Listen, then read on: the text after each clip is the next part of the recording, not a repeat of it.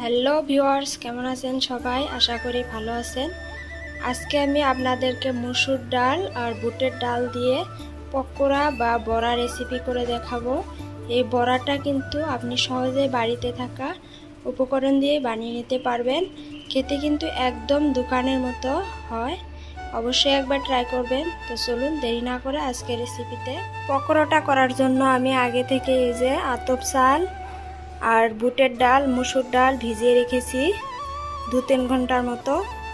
এখন আমি ডালটা ধুয়ে নেব জল দিয়ে, পরিষ্কার জল দিয়ে ধুয়ে নিতে হবে 2-3 বার। এভাবে ধুতে হবে।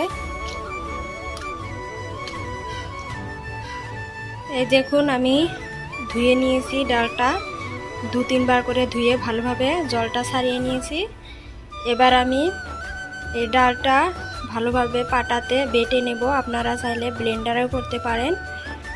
আর বড়ার সাথে যেগুলো উপকরণ লাগে সেগুলো আমি বেটে নেব। এই দেখুন আমার ডালটা বেটে নেওয়া হয়ে গেছে, আর ডালের সঙ্গে যে উপকরণগুলো লাগবে সেগুলো বেটে নেওয়া হয়ে গেছে। এবার আমি মেখে নেব। এবার আমি দিয়ে দেব পেঁয়াজ কুচি,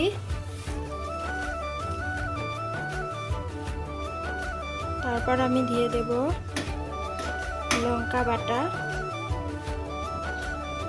তারপর আমি দিয়ে দেব জিরা বাটা, ধনে কুচি, তারপর দিয়ে দেব আদা বাটা, রসুন বাটা, সব কিছু আমি দিয়ে দিয়েছি।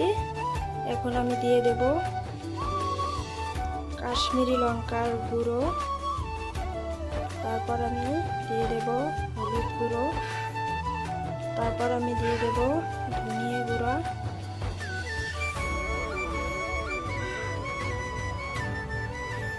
এখন আমি মেখে নেব। আমার সবগুলো উপকরণ দিয়ে মেখে নেওয়া হয়ে গেছে। এবার আমি লবণ দিয়ে আবারও মেখে নেব। পরিমাণ মতো দিয়ে দেবেন। এবার আমি মেখে নেব ভালোভাবে। এই দেখুন আমার মিশ্রণটা মাখা কমপ্লিট হয়ে গেছে। এবার আমি ভেজে নেব। চুলায় আমি একটা ফ্রাই প্যান বসিয়ে দিয়েছি। গরম হয়ে গেলে আমি এতে তেল দিয়ে দেব।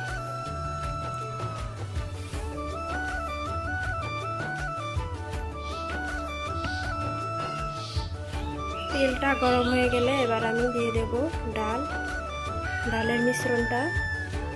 তেলটা গরম হয়ে গেছে, এবার আমি মিশ্রণটা দিয়ে দেব ডালের।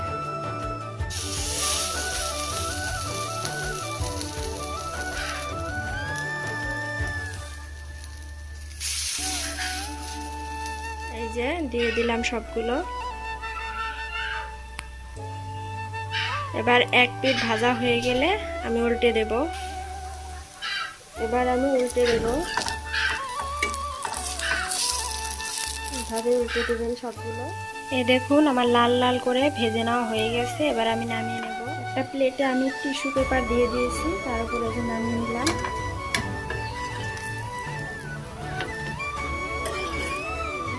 এই দেখুন আমার বড়াটা কমপ্লিট হয়ে গেছে। দেখুন কত সুন্দর লাগছে, খেতে কিন্তু অনেক মজা হয়। আশা করি আমার ভিডিওটা আপনাদের কাছে ভালো লেগেছে। ভালো লাগলে অবশ্যই লাইক করবেন, কমেন্ট করবেন, শেয়ার করবেন এবং আমার চ্যানেলে নতুন হয়ে থাকলে চ্যানেলটা সাবস্ক্রাইব করে রাখবেন।